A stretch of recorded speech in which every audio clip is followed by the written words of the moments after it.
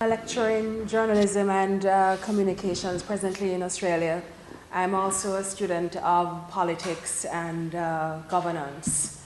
And my PhD a few years ago looked at the deficits in civil society and the challenges to governance in Jamaica.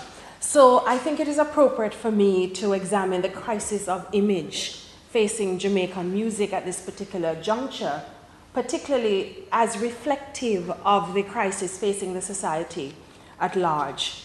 More than that, I've been very, very intimately involved in the Jamaican music industry as a publicist for 15 years with Tony Rebel and Rebel Salute, and most recently with Limey Murray. And so I'm pleased that the organizers of the conference accepted a paper which seeks to focus not only on the academic discourse of public relations, but also on the potential application of public relations theory, particularly crisis management, to the real challenge of image facing Jamaican music locally, but especially internationally. But before we begin, what do you understand by the term public relations? Now, practitioners of PR in the industry generally confuse public relations with publicity. That is getting the artist in the media. And publicity is really only a tool of public relations. And this PR generally seeks to foster real public relations now, seeks to foster and maintain through deliberate planning mutually beneficial relationships between an organization, and in this case we'll be discussing individuals and their various publics on whom their success or failure depends. And this becomes critical, not publicity, during moments of crisis. What is the nature of the situation that we confront in Jamaica? Jamaican music is largely still respected. I spent 5 years in New Zealand and another few years I'm in Australia now. Jamaican music is loved and respected, but it is working itself through a crisis of image. There's a growing perception among the world community that the one love message is being drowned out and being replaced by what is now labeled hate music. It is tragic, but there's justified criticism and consensus that Jamaican music has taken a tumble as a source of education and inspiration, as a source of progressive ideas and socio-political change. The DJs are spewing homophobic lyrics at home and exposing us to indecent language. The whole notion of what John just talked about, the Gully Gaza phenomenon, they're getting caught up in guns and drugs, and Clover was quite a genius in reproducing the situation most graphically with Luciano recently. And I'm not just talking about dancehall, because it is becoming increasingly clear that artists of the classical reggae genre are also engaged in activities that contradict reggae's foundational purpose and mission. Thanks to modern media technology, the world is becoming increasingly familiar with the crude behaviors and the vulgar messages which are emanating, and the levels of decadence which is masquerading really as music. So the Broadcasting Commission of Jamaica has been very decisive in banning certain messages. But what is now happening is that regulatory agencies in different countries, particularly Germany and in recent times Belgium, have enacted laws which now term reggae and dancehall within a hate music category, and have also enacted legislation to ban what they call media which is harmful to children and society. Collection of reggae and dancehall have been listed under media which is harmful to children and society. As a result, there is declining confidence in the integrity of our practitioners of Jamaican music, full stop. So cumulatively, when all of the outrage and the shocking and undeniably negative and unacceptable behavior is put together, we realize that Jamaican music is indeed suffering, and there is a perception of a declining music form that has lost its center. When issues are ignored, that's when they become crises. What is a crisis? Kathleen Fearonbanks, and she's the author of Crisis Communications, a casebook approach, She says that, I wanted to show you these images. Crisis is a major occurrence with a potentially negative outcome affecting the organization, individual, or industry, as well as its public's product or good name. Yet despite the persistent challenges faced by many artists and the negative perceptions of the music industry as a whole, globally and locally, there have been little by way of effective crisis management and strategic communications.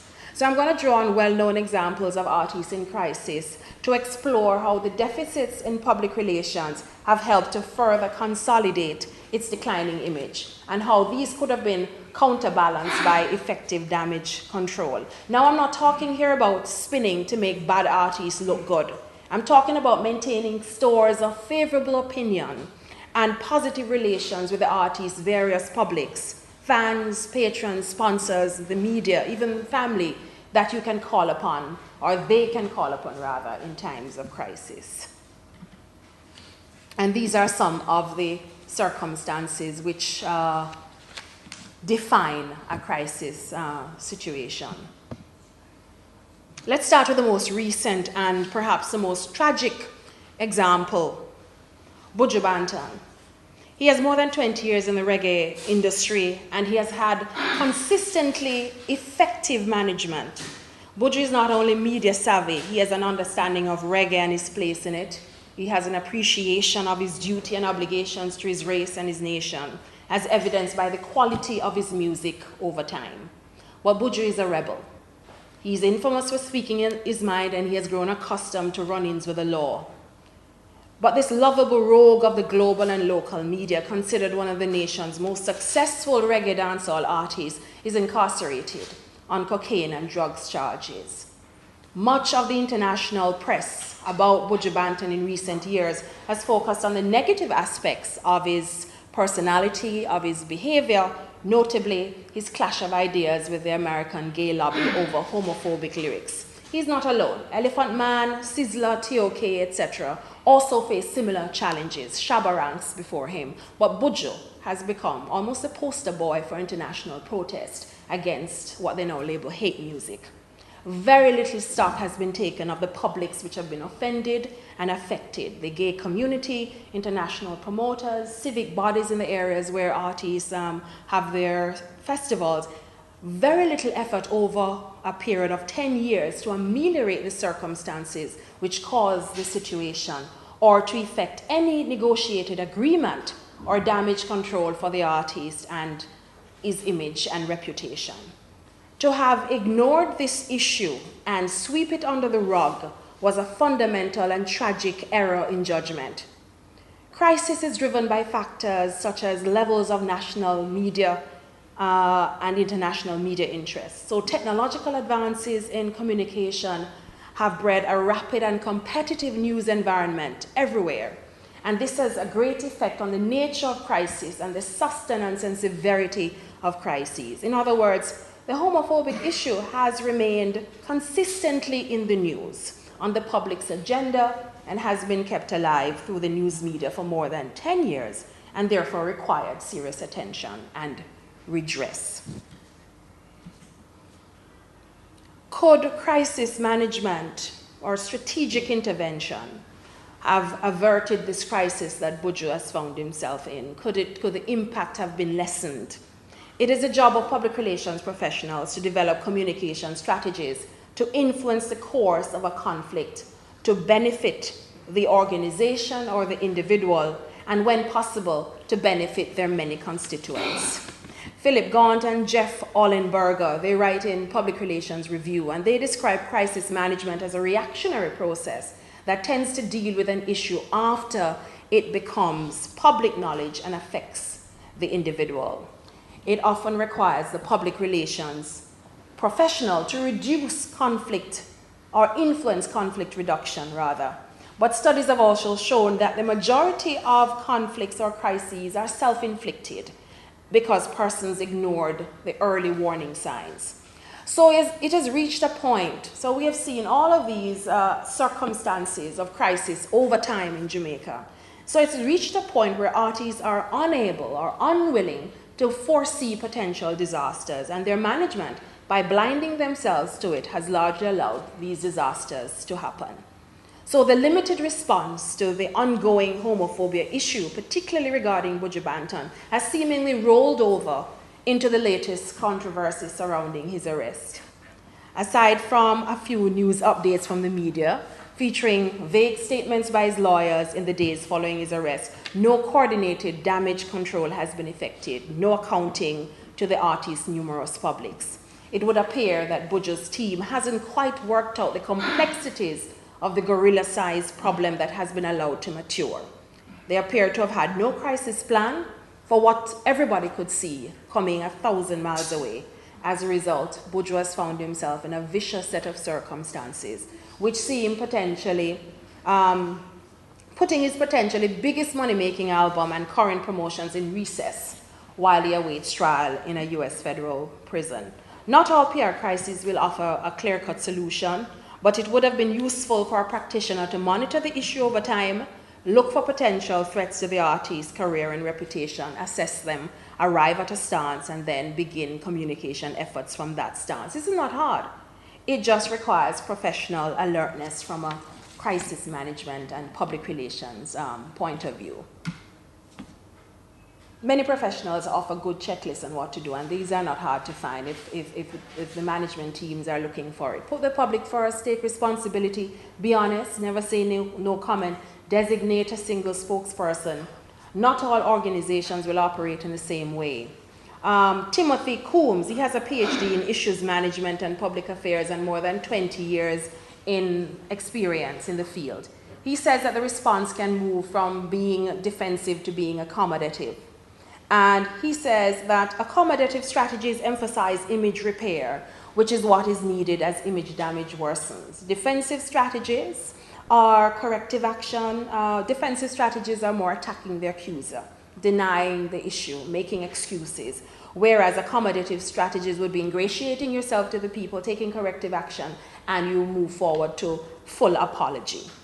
So to come out and say Batman for dead and then offer no clarification, no qualification, no rectification when you're pressed against a very public and a very global wall is in poor judgment.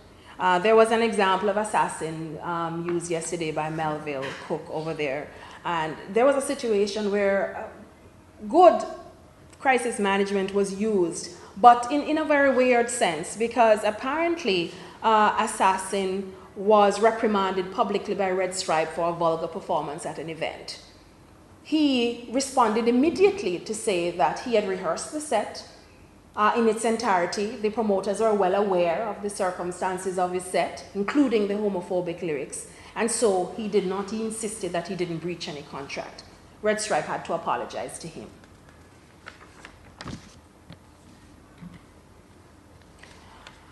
A reputation management has to be taken into account. Reputation is a track record of an individual in the public's mind. And unlike image, reputation is owned by the public. And one of the challenges Jamaican music faces is that the artists are infamous for pulling off stunts, such as bad mannerism and vulgarity, and they're accustomed to getting forwards for these kinds of daring displays.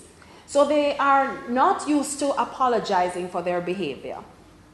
Rest assured, defensive strategies sometimes will help, but the artist in crisis must move to the accommodative stage of image restoration.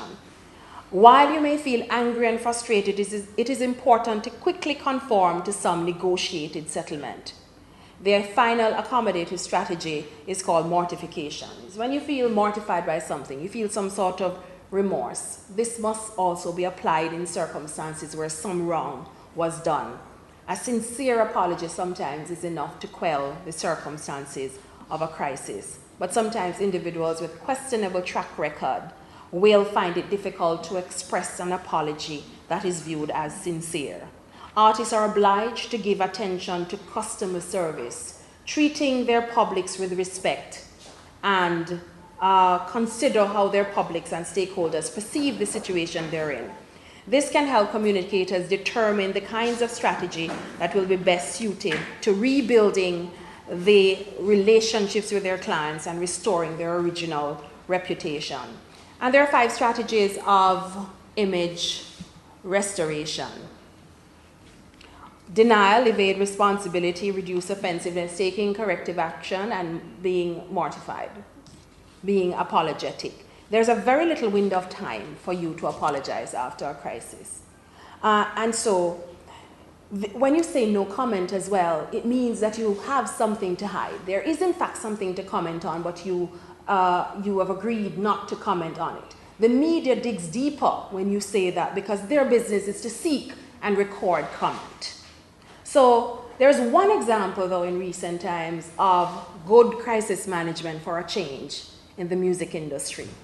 When reggae artist Luciano was accused of harboring criminals in his house, he exercised 4 of Benoit's 5 strategies in his predicament. He initially set out in a defensive strategy of evading responsibility. In Luciano's own words, he said, "I did not know that these men were wanted by the police." The response satisfies a defense of the feasibility where the individual explains how he or she is unable to avoid the action which took place. Now, Luciano went on to display more accommodative strategies of corrective action and mortification, even though he said that his statement implied that legions of fans are willing to come to your house and protect you. He went on to apologize to the variety of publics which may have been offended and affected by the situation.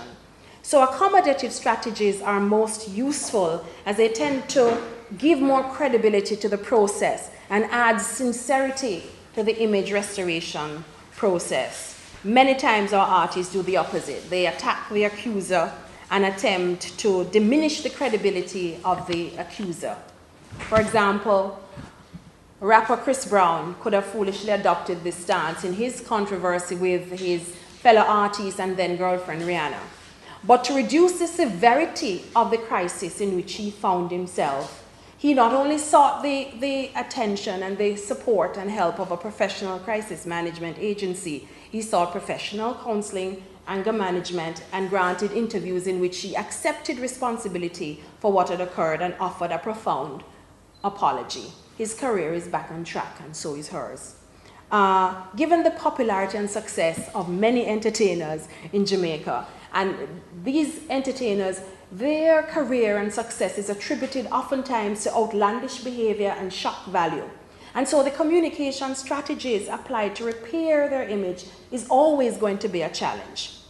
Artists in crisis, however, are obliged to acknowledge failings, apologize, and then put the events in the past as quickly as possible. You want to kill the story and not have it in the news. We see how Tiger Woods did the opposite by refusing to deal with the situation and have the story persisting for a long time. Rihanna waited 9 months before she crafted an appropriate response, but she could get away with this enormous delay because she was positioned as a victim in the crisis. Late night host David Letterman recently immediately acknowledged his wrongdoing, rectified the situation by adopting corrective action, and moved forward. So in conclusion, unfortunately, there is little inbuilt restraint in the Jamaican culture where sponsors and media withdraw their support. Melville talked yesterday about the business collective of 5 businesses in 2005, which had decided not to sponsor artists who operate in indecent ways. But aside from that backlash in 2005, artists continue to benefit from commercial endorsements. They continue to feature on family programs. The issues that continue to plague the Jamaican music industry are plenty, yet we have trivialized the problem to our dilemma. We have presented ongoing crises as something that's for popular entertainment. We now have a situation where we have planted the seeds which have begun to do great damage to the name and image of reggae. Sadly, the music industry finds itself deficient in that it has not prepared itself for potential crises, such as those challenging some artists on the international stage. The management outfit of artists many times do not appear to have prudent control over the image and reputation of artists outside of the usual publicity. Again, publicity is not public relations. It is merely a tool of the public relations process. The critical element is relationship building and attention to customer service. It is this favorable relationship between the artist and his or her publics and favorable opinion that becomes fundamental to reputation management and crucial when the artist is faced with a crisis. It is thus important to have educated and trained professionals operating within the industry to tackle on a serious and professional basis some of the genuine issues facing artists and the industry, which requires effective damage control to remedy. Thank you. Thank you very much. We will ask Charles Campbell to come forward. I happen to be a director of the Jamaica Reggae Industry Association. And we have addressed many of these issues as an association this year and have even made presentation to Parliament on the matter. Like a few of us here, I also wear another cap as a journalist, as you might know. And I have not been apologetic at all about addressing these issues in my column in The Observer called Groundings. My topic this evening is European penetration require new strategies, new business strategies.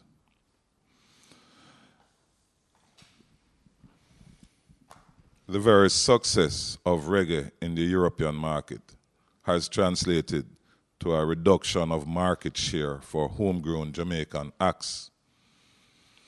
This does not mean, however, that reggae has declined in appeal or currency. There are a number of European reggae acts who are now more popular than our homegrown Jamaican reggae acts, so much so that they are closing major European reggae festivals. Some of these notable European reggae acts are names we have probably never heard of in Jamaica. Finlay Quay is a British reggae singer who won the 1997 Music of Black Origin, that's the MOBO award for Best Reggae Act. Manu Chao, who sings in French, Arabic, Portuguese, English, and his native Spanish, is known for reggae and festive ska, a very high-speed ska with full horn section. The Nazarenes, a roots reggae duo of Ethiopian-born men who are huge in Sweden, have toured Europe extensively.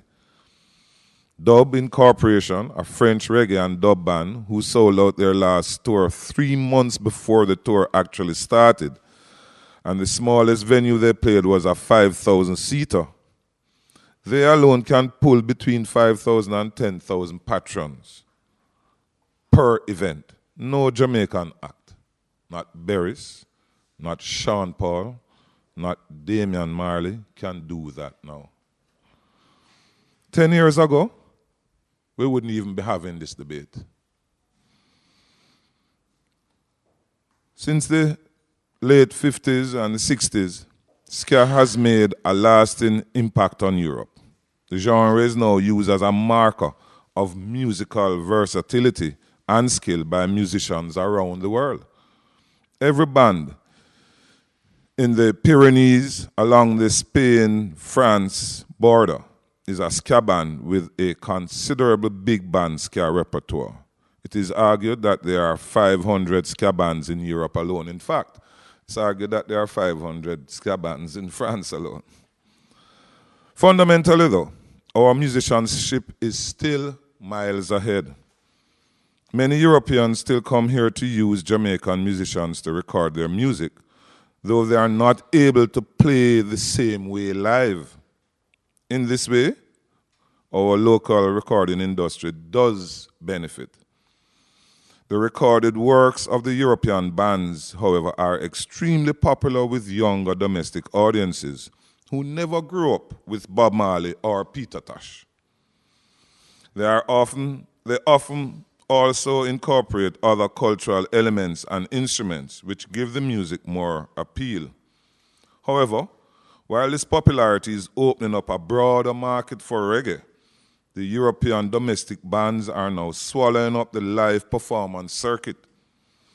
This puts our homegrown talent and even English reggae acts like UB40, Eric Clapton, Sting, and Steel Pulse at a disadvantage. We must, therefore, review our business, production, and promotional practices aimed at that continent and seek to make adjustments, or else Jamaica runs the risk of forfeiting even more of our market share. First of all, European reggae bands are less expensive and less problematic. Logistically, they don't need airfares when they can drive from one town to the next. No hotel rooms, as they'll be driving back after the performance.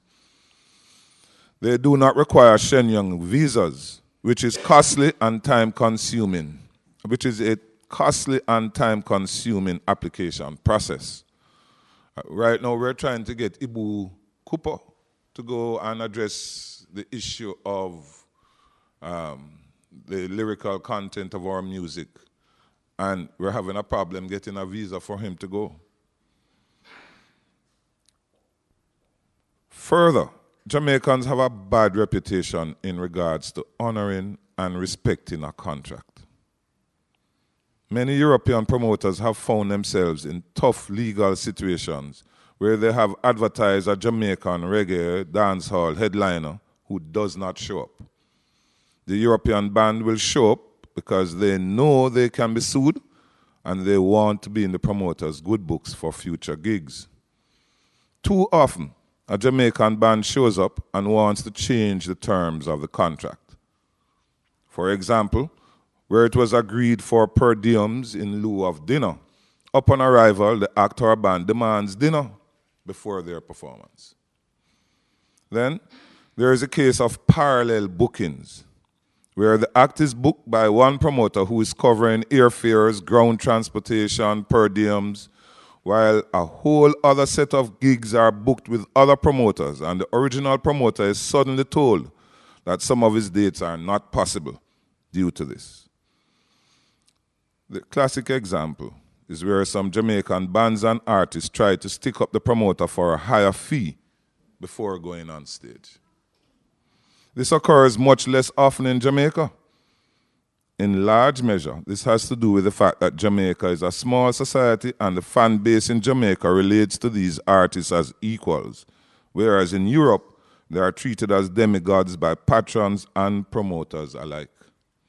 So the artist turns up at the venue and sees all these people in the throes of excitement. His super ego comes out and reason flies through the door, along with ethics. The behavior of the artist is a major hurdle which we can mark down to lack of education or lack of an overarching business principle and ethics. These manifest in different ways, such as being abusive on stage to technicians and even our own band members. In Jamaica, for instance, the artist might say, "Bandsman, turn it down." In Europe, what we hear is, "Pussy hole, take it down." Jamaicans are notoriously late, which costs the promoter more in terms of municipal fees and work hours for venue and production staff. We are disorganized and extremely unpleasant to the point where even the man who sweeps the stage does not want to be there. In some cases, the public address system staff will demand and receive extra pay to work with particular Jamaican artists. And in many instances, another layer of staff, persons who have the experience and are culturally allied with these acts, have to be hired as intermediaries. Thankfully, there are still a few seasoned acts like Steel Pulse, Burning Spear, Freddie McGregor, who continue to shine bright as they are considered as having the best reputation on the tour circuit among show promoters, technicians, backliners. Everything is done professionally and in advance. It used to be that even with the airfare, it was less expensive to bring a Jamaican band to tour, as the costs could be spread out across the whole tour of 3 to 6 weeks or 15 to 30 shows. The social and administrative charges to be paid for the European musicians would at least double the performance fee. You could pull a Jamaican musician into a band without taking 3 or 4 days for rehearsals, as within 1 or 2 shows, he's right there with the rest of the band. If he uses the Jamaican, he would have to pay him 5,000 euros, say. He would pay the French musician 300 euros, but it ends up costing him 1,000 euros because of administrative fees, insurance, and rehearsals. A new trend in our touring practices is the very high fees and the infamous entourage. Airfare from Jamaica, accommodations, ground transportation for 15 persons, but only 6 play on stage. Worse, it is the ones who are not doing anything who create the most trouble, getting involved with underage girls, cooking in hotel rooms, wrecking hotel rooms, stealing, all kinds of mayhem, which a promoter has to remedy more times than not at his own expense. Much like the scenario here in Jamaica, the issue of content in performance and interviews is a concern for European promoters. Certain types, as we have both panelists have already discussed, certain types of lyrical content make promoters nervous as their venues or events may become targets of certain rights movements. When an event becomes associated with certain types of activity, it only hurts the promoter. A lot of times, the incendiary remarks are illegal and have nothing to do with freedom of speech. The promoter has to be wary about any breach of the law, as he can be penalized. Unfortunately, we have not taken the time to fully understand the context of European law, such as and I can't pronounce this, I must admit, Volksverhetzung, which means stirring up the populace, or agitation of the people, of which there are similar legal precepts through the European states. We have little understanding of the cultural nuances and history which brought about such laws. Minorities are more fiercely protected in Europe by constitution and specific laws because Jews, gypsies, and communists experienced a lot of racism and discrimination during the Nazi and fascist era of the mid-20th century. Laws like Volksverhetzung were made to protect such society from Holocaust deniers, hate mongers, and right-wing extremists. Further, the laws are policed by gays. The mayors of Berlin and France are openly gay. So are 11 of the men and women who serve in the British Parliament, the French and UK ministers of culture, the German foreign minister, who is only second to the Chancellor, and the Prime Minister of Iceland. According to a recent Time magazine article, the headline was, Europe's new leaders, popular, ambitious, and oh yeah, gay. January 18th, 2010.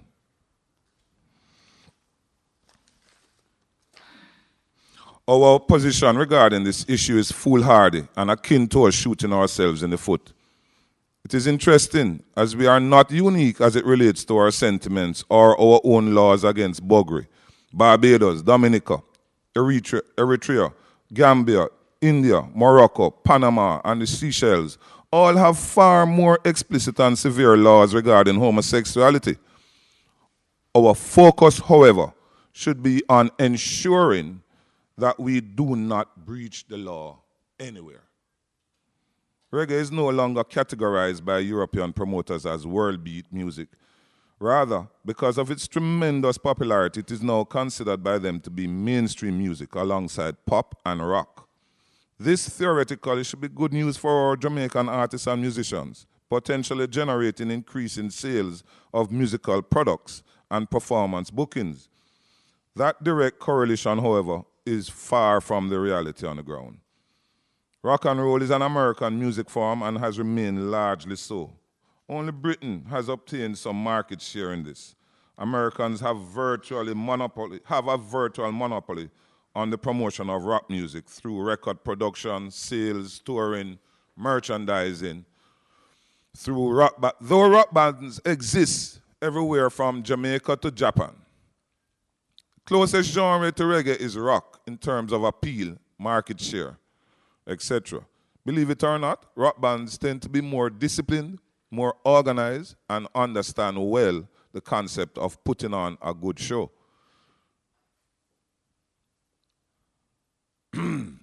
I'm going to beg for a little more time. I'm sorry, I'm pretty hoarse, and I'm trying to go as fast as I can.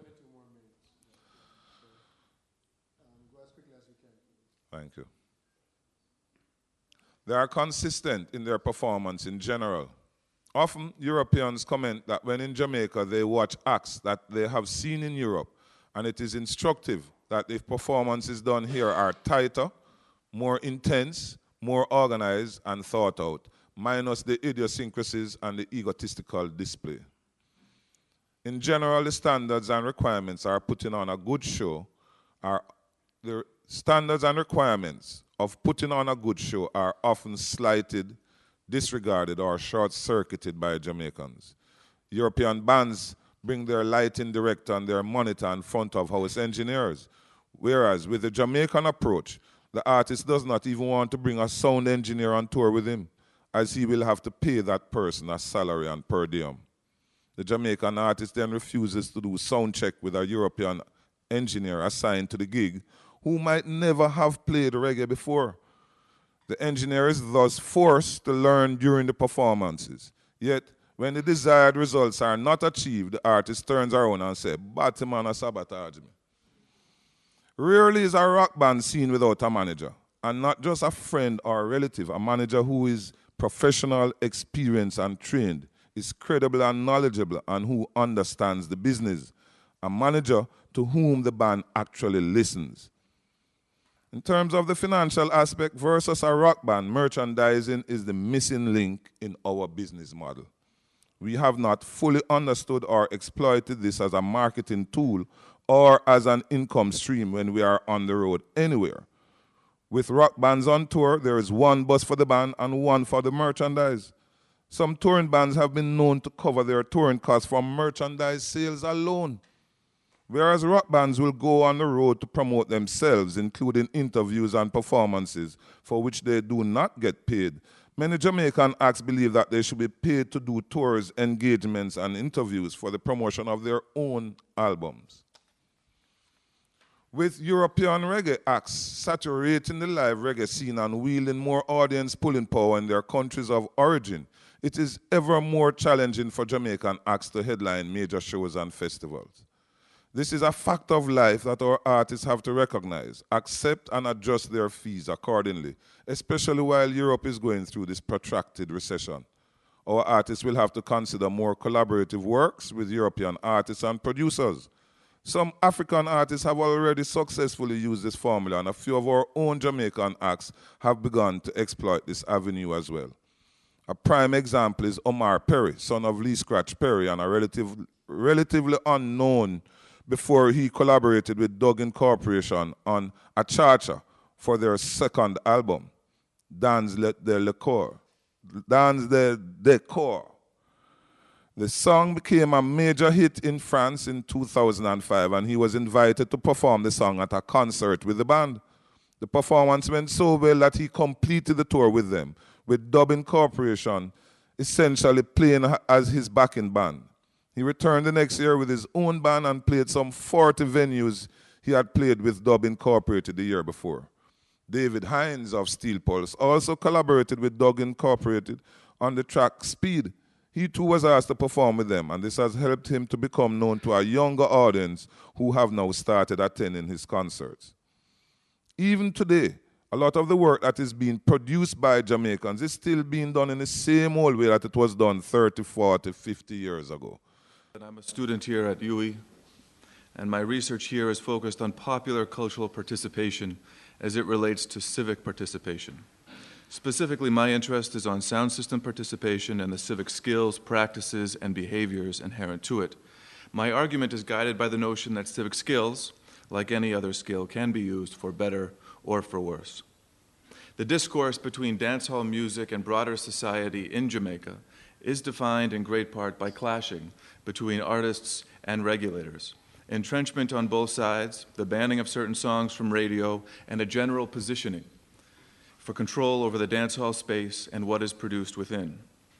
This is all in the context of a larger question, I believe, one about identity and power. To understand what is happening now and why, we need to go back a bit. as I have heard a number of times over the last couple of days. In order to know where we are and where we are going, we do need to know the past. In this presentation, I will go back to the first half of the 20th century when radio technology was emerging as a powerful communication tool worldwide. Much of what is happening today came about because of events that took place back then. To help frame the discussion, I will present two case studies. The first is an overview of the evolution of media content regulation in Canada in response to the emergence of radio broadcasting, and the second will address the situation in Jamaica. As you know, Canada and Jamaica are both English-speaking and members of the British Commonwealth.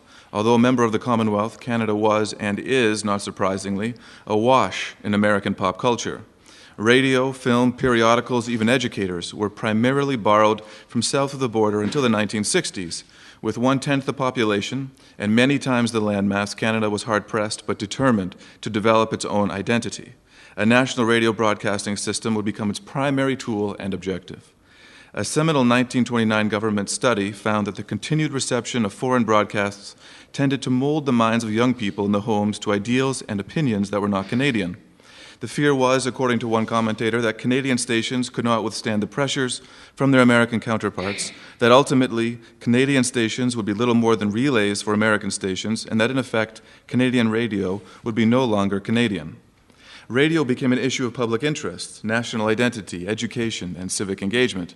So in 1935, Canadian Parliament put the Canadian Radio Broadcasting Corporation, now the Canadian Broadcasting Corporation, or CBC, in charge directly of National Broadcast Service, indirectly of all radio in Canada, and charged with the responsibility of 1, providing broadcast coverage to all of Canada, developing and encouraging Canadian radio talent, and 3, using radio as a means of unifying the nation. Walter Kingston and Rome Calgill, two American commentators, have said systems of broadcasting evolve out of social and physical conditions of nations. Although not yet fully operational until the 1940s, in 1935, the chairman of the CBC's predecessor, Hector Charlesworth, summed up the social and physical conditions of Canada in the context of radio broadcasting's evolution. He said, in a country of the vast geographical dimensions of Canada, broadcasting will undoubtedly become a great force in fostering a national spirit and interpreting national citizenship. Charlesworth went further to say the CBC would consider it part of its duty to encourage and develop native talent, noting there has been in this country an inferiority complex in this respect. From these early days, it was recognized that something more than musical and variety entertainment is expected and required from a national broadcasting service. To this end, the CBC purchased several private radio stations outright and gradually built additional ones where service was lacking. In its infancy, CBC programming included time set aside for talks by public leaders, messages and pronouncements in the public interest, debates, book reviews, information, and advice on such matters as horticulture and agriculture, on its way to becoming an internationally award-winning producer of musical content. Leading up to today, the social and physical conditions that helped create the National Broadcasting Service have been as relevant as they were in the 20s and 30s. In 1976, for example, Canadian political scientist Davidson Dunton wrote that the feeling has developed that if Canada is to exist as a truly independent country, in the long run, it must produce at least a reasonable measure of the food for its people's minds. Canadians must be able to communicate with one another, at least to some extent, through their media, and Canadian creativity must have a fair chance. And in 2001, the report Our Cultural Sovereignty, the second century of Canadian broadcasting, reaffirmed in the 21st century that still Canadians seldom have the opportunity to see their own lives and communities reflected in non-news programming in the places where they live. Therefore, for many, if not most Canadians, the national broadcasting system is important to their way of life. I begin with the evolution of the national broadcasting system in Canada because despite being a much larger country, Jamaica is about 1/10 the population, I am struck by similar challenges to cultural development and national identity vis-a-vis a dominant foreign culture as well as a similar strength of purpose in Jamaica to use the broadcast medium as a means of addressing the issues of encouraging Jamaican creative talents and industries, citizenship, and unifying the nation. In the 40s, the dominant cultural power in Jamaica, of course, was British culture. British-owned Radio Rediffusion Jamaica, RJR, had a monopoly on the airwaves until about 1957, when the JBC came online. At this time, the black Jamaican majority was a long way from being a public interest focus of minority-controlled radio in colonial Jamaica.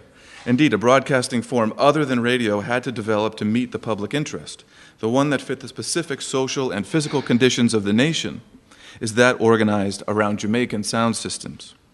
Alternately called the voice of the people, the talking gleaner in reference to Jamaica's newspaper, and a form of street radio, sound systems traversed the country, featured much more than entertainment, including education, information dissemination, and a social structure. Sound systems identified, developed, and promoted local talent, and like Canada's system, sought to provide a reasonable measure of the food for its people's minds while fostering a national spirit and interpreting national citizenship. In an article entitled Forging Identity and Community Through Aestheticism and Entertainment, the Sound System and the Rise of the DJ, Dr. Clinton Hutton says socially the sound system became a central phenomenon, inciting and engendering creative imagination, consciousness, and activism, around which an unstated, informal national movement coalesced for aesthetic and ontological gratification. Informal and organic, the sound system, much like the railroad or highway system or radio in larger nations like Canada, built a national line of communication around which community developed. Even today, the community nature of sound system culture is clearly evident. Wee Pow, the owner of Stone Love, one of Jamaica's most influential sounds and host of the street dance Weddy Wednesdays, has a regular welcome in which he refers to Weddy as Dancehall's Institute of Higher Learning. Elsewhere in my work, I've pointed to sound systems as a critical source of political knowledge, civic skills, practices, and behavior. A critical distinction between Jamaica and Canada is that this street-level Jamaican broadcasting system of sound systems was driven by a determination to create space rather than reduce it. Hutton, for example, describes how sound systems transcended the epistemology and ontology of coloniality and its power to alienate subjected people from themselves. On a broader level, the late Rex Nettleford pointed out that in the Caribbean, the arts of the imagination and the system of thought provide the roots to independence, to spatial definitiveness, and on one's own terms. It is in this sense that music and dance provide the Caribbean with two of the most effective weapons in the battle for space. For a long time, however, promoting traditional cultural forms was the preferred policy of colonial and newly independent administrations in Jamaica. Kumina and Revival are two examples, and yesterday Dan Neely, I don't know if he's here, spoke about the strategic use of calypso by the Jamaican Tourist Board.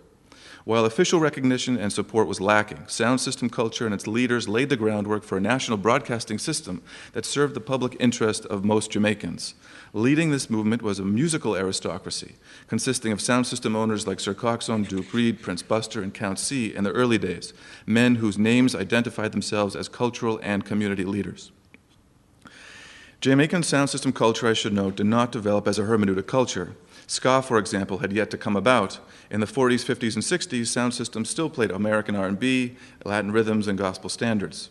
Count Machuki, recognized as the first sound system DJ, or the person on the microphone, was influenced by American radio disc jockeys, and more recently, Panther of Black Cat Sound from Christiana outside Mandeville, one of the most accomplished sounds in recent days, credits another radio DJ, Captain Midnight, as a major inspiration. But it was long after Sir Coxsone, Duke Reid, and Prince Buster parlayed their creative community success into an economic one that radio in Jamaica began to reflect the daily lives of most Jamaicans. Not until the early 1990s, and this is despite Teenage Dance Party and Dread at the Controls, when IRIE FM received its operating license, did national radio programming begin to reflect a truly national public interest on a consistent basis. Importantly, in my mind, radio also forced significant changes in sound system culture. Donna Hope, in her book In Eddie Dancehall, points out how radio forced sound systems to relinquish their monopoly on popular cultural development and dissemination in Jamaica.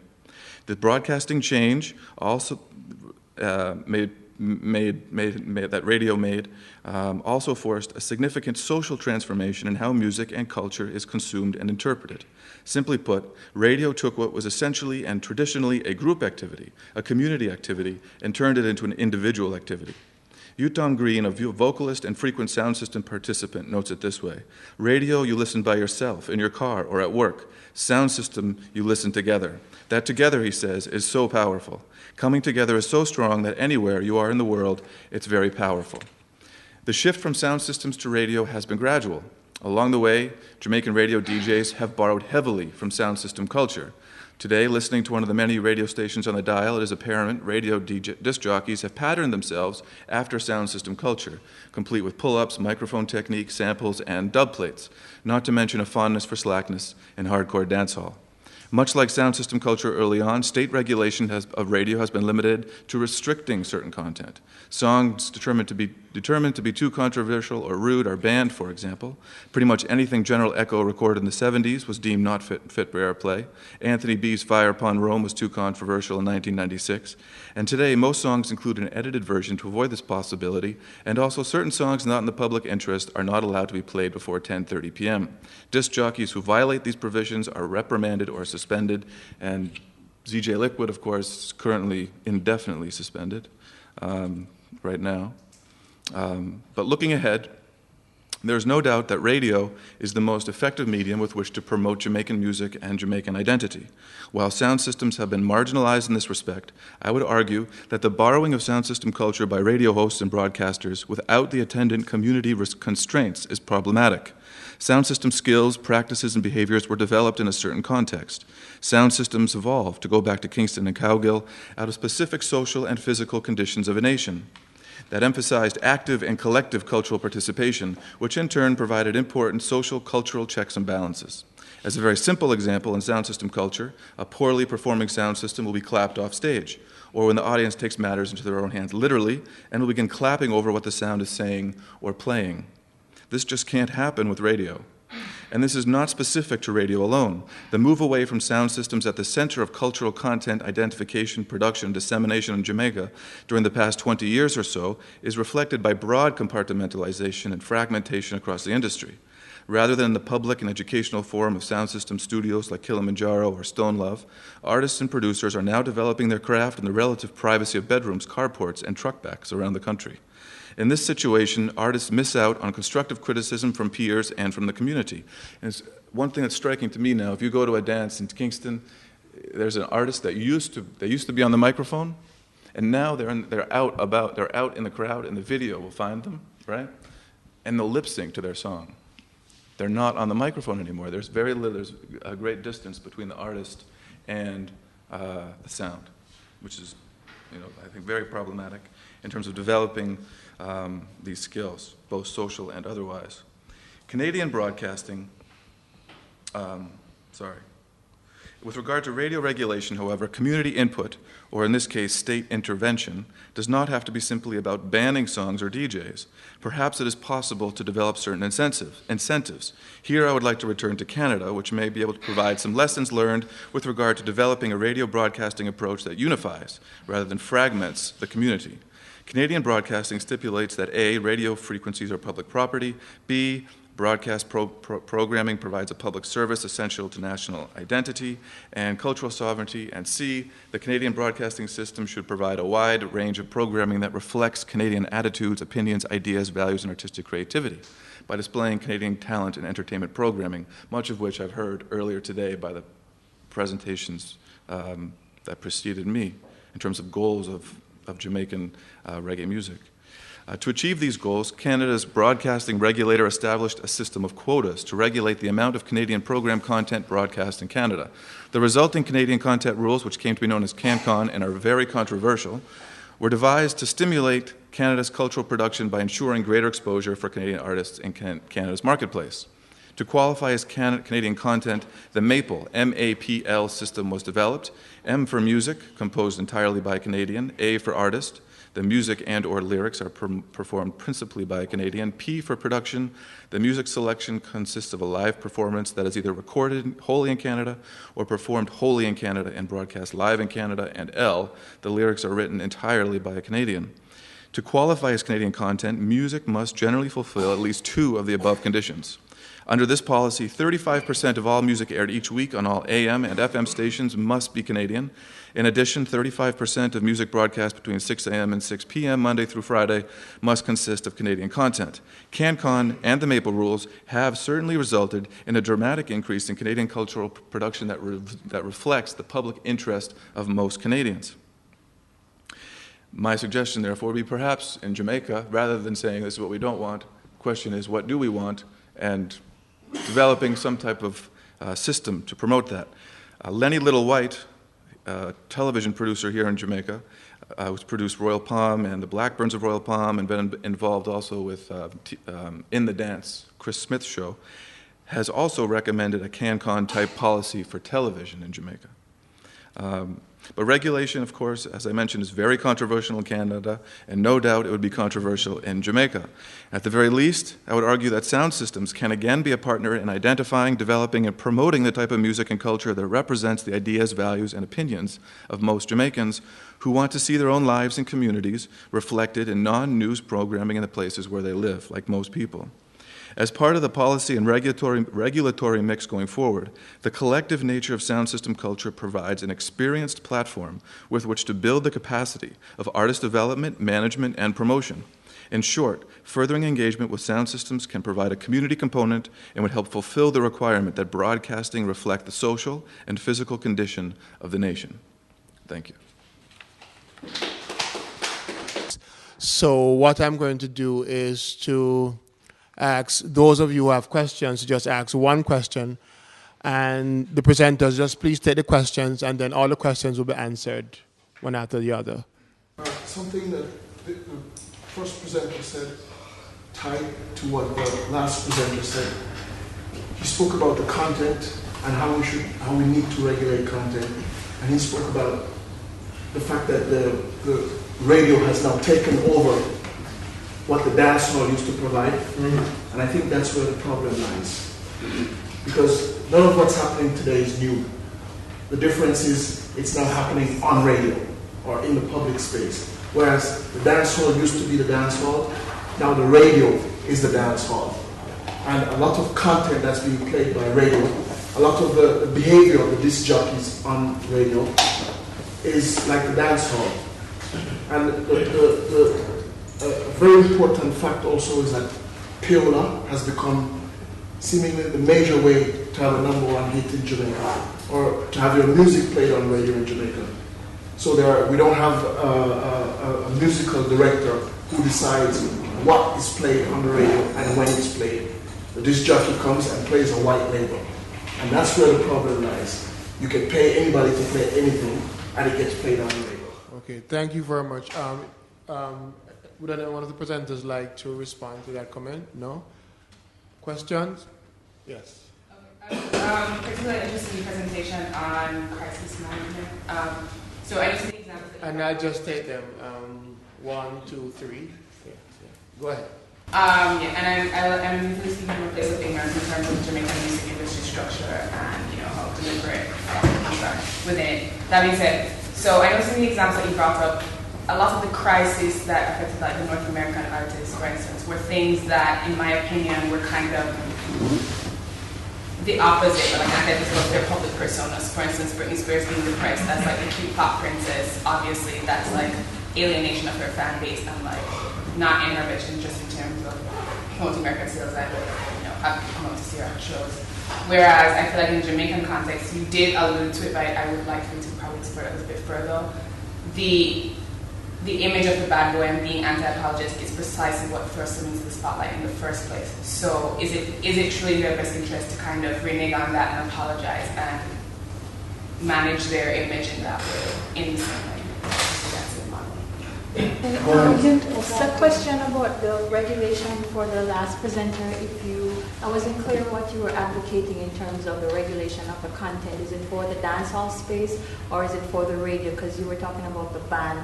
And it's a question, and then the comment on that is the Broadcasting Commission or any regulatory agency has a duty to regulate what's being played on the air in terms of the public interest, but in terms of the dancehall, it's a different space altogether. And it ties in with that comment. If what's happening on the radio is simulating what's in the dancehall, then there's a contradiction. And so the banning, and the nature of the regulation for radio. Right, well, I do believe radio and dancehall are separate. Dancehall has always been something that's been a community thing. More than that, the community has been very effective at regulating it, and sound systems themselves are regulating themselves in terms of clashing and what have you. It's very effective. I was trying to say that you don't have that type of community participation in the context of radio, so I think they are separate and they deserve to be considered separately. But the banning piece I was addressing radio specifically. I think sound systems are fairly effective on them. Okay, so you're saying that there should be no formal regulation of the sound systems, but there should be for radio. Yes. Oh, okay. All right. Thank you. Dr. Jones. I can't remember the essence of your question, so if you wouldn't mind saying it again, please. Okay, essentially what I was saying was in the, you kind of created like dichotomy, I guess, between like proper crisis management and bad crisis management. On the first side, you had like artists like Britney Spears, R. Kelly, etc., etc., etc., and Chris Brown. And I was saying that in terms of their images and the kind of crisis that they faced, they were kind of directly opposing. For instance, Chris Brown was seen as like cute, cuddly, wholesome, teenage dream boy, dream boy, or whatever it was. So for him to abuse a woman is clearly like anti his image. Whereas for the Jamaican case, I'm saying that what isn't necessarily brushed on it, but I wanted to kind of go into it further. Is crisis management in the same way? Is it appropriate to kind of try and apply that model in that in doing that you're probably going to end up alienating the very fan base that kind of throws them into stardom, or like You were bringing that interpretation to it because I wasn't putting a dichotomy or presenting it as the crisis management for the Americans were fantastic, or they were projecting a particular wholesome image. Certainly that can be debated, but the idea of crisis management has not been something which the industry here has taken on. We have not formally operated in the industry. We don't have educated professionals working as part of the outfit of many of the camps. And so there's no self-regulation taking place. The regulation that takes place oftentimes is in the courts. If there's indecent language or vulgarity, then there's a situation where you turn up at court and then you pay for that. Because we have progressed to a stage where we see the homophobic issue reached a limit where one person is attacked, then the idea is, can crisis management, as we have seen it operate in the American context, some version of it, can it operate here to prevent the circumstances that we're seeing over time with different artists, Cure, Alizade, numerous Ninja Man circumstances that occur over time, bearing in mind the kinds of characters that we're dealing with. I don't want to say that the American celebrities are wholesome persons and then this thing happened and then our artists are not generally wholesome. And so they're very public personas. It does come across in that sense, and that is why I did say that it presents a particular challenge because when they operate in these ways, they get forwards for it. They're celebrated for operating in this way, but there are sufficient numbers of persons who are offended, or when circumstances happen, such as in Lucian's situation, where it is important to respond in an appropriate way. Any more questions? Just a comment on the intervention here and the recommendation that we introduce into our jurisdiction the Canadian quota system, which incidentally is it's not only controversial in Canada, but there's a serious question as to whether the Canadians will be in retreat where quota is concerned, and whether in many parts of the world that is a position that is becoming less popular and convincing, particularly as music forms change and audience expectations change. But the essential point I want to make is that the Canadian situation is very, very different. Jamaicans can speak about a culture that is so strong that it surpasses Jamaica's age and size. The Canadians have a difficulty making that argument. It's much easier to see the need for quotas in Canada than in Jamaica. Our problem is not with the exposure of Jamaican music and culture. It is about appropriate spaces. Okay. Any comment, Joshua? Yes, I understand, and I'm not proposing a strict adoption of Canadian policy by any means. But in terms of promoting something that we do want, we in terms of reggae, the reggae community, or Jamaica, for example, what rather than simply banning things, that's what we don't want. You can't play that. If everyone I've heard here today is saying we need to be more well behaved, we need to talk about things that are more conscious, we need to talk about this. How do you promote that?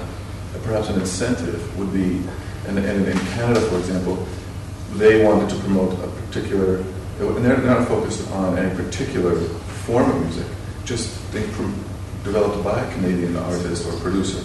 And that alone created an upsurge in production, creative production. So by spelling out what is accepted, what is wanted in terms of a quota system, yes, of 1%, 2%, 3%, 4%, you might get a lot. You might get more than you bargained for in terms of what you do want, whether that's more conscious, more good things rather than strictly banning songs.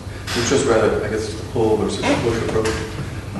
But it's just something that I think that could be considered, and it has been something along those lines has been requested by Lenny Littlewhite on the television side. So I think that discussion is going on in that right now. Mr. Campbell, ready first for your final comments? You're an expert in this field, so we really want to hear what you have to say. Give a limitation of time. I like the factory, but I'm afraid that sentence really make the thing a little bit superficial because there are two separate issues here. Yeah. One is that our artists, our musicians, have to become more professional. The point I was making when I had to break was that the music trend has swung back to the live music, for instance, has swung back to featuring unusual instruments and sounds. So our producers have to expose themselves to different emerging music forms and fusions so as to keep abreast of current music trend, so as to stay on the cutting edge. Long term, we have to develop a proper professional system of artist representation encompassing such functions as promotions, distribution, and booking for artists. Our state has really only given most lip service to the business. And in order to promote in and penetrate markets in Europe, the new realities require that the reggae industry will need state assistance. For instance, our diplomatic services must facilitate music penetration of these markets as a priority for their economic desks. They have to study how the music business operates in these countries that they are representing us so that they don't miss the opportunities that are available through trade fairs, sports, and other cultural expositions, which can facilitate cultural exchange. They have to become conduits of information that keeps us in the music industry abreast of changes in economic, business, and legal practices in those countries that might impact on our ability to tour. Ultimately, the onus rests on us. We have to view the industry as a business, not just for artists or musicians to be on, not just for artists, but on a national level. So that's why I say we have to seek to include management and professionalism in our work. It has to become the hallmark of our industry. Likewise with the musicians, they are so talented that sometimes and the thing comes with such relative ease that they don't practice, they don't rehearse. And this is mirrored by the other disciplines, the engineers, the artist management, all fall in the trap of claiming professionalism merely by being connected in some dubious way. But they now have to go out and seek appropriate, relevant training, which is now readily available in our tertiary institutions locally. So we have to stop short-changing the artists. I think finally, we in the Jamaican music industry have been too slow and superficial in intellectualizing what we do. So persons of other nationalities with half of our ability and experience are getting jobs that we should get simply because they put up a better talking session than us in selling themselves and their products. We have some of the most technical, competent, and accomplished persons in the music industry. The very idea of remixing was pioneered by Sylvan Morris, Errol Thompson, King Tubby, and scientists. Big Mick, who mixes for the rock band Metallica, uses mixing techniques created and invented by E.T. Too many of our Jamaican bands that tour don't know, too many of them know how to write a pop or writer based on knowledge of the band. Instead, they download a generic form and make a few changes.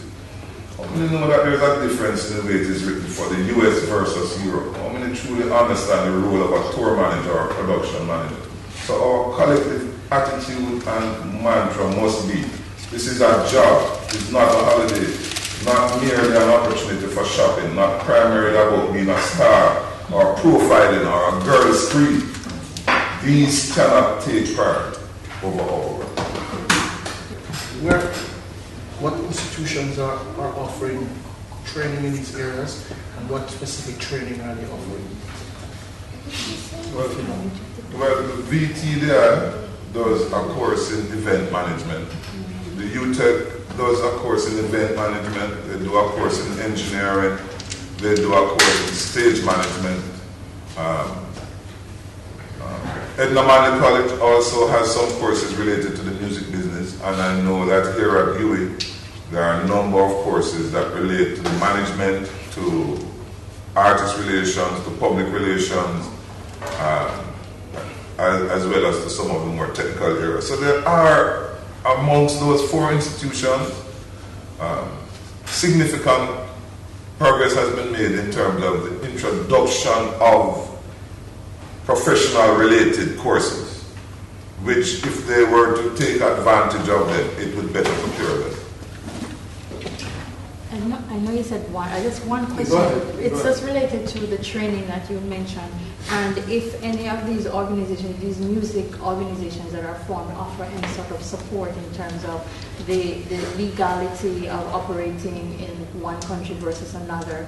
Do they provide any such services or advice for the artists? Our organization, the Jamaica Reggae Industry Organization, actually has a subcommittee of the board for education and research, and we have been doing seminars for our members. We are an umbrella organization that encompasses musicians, artists, producers, promoters, booking agents, all the disciplines of the industry.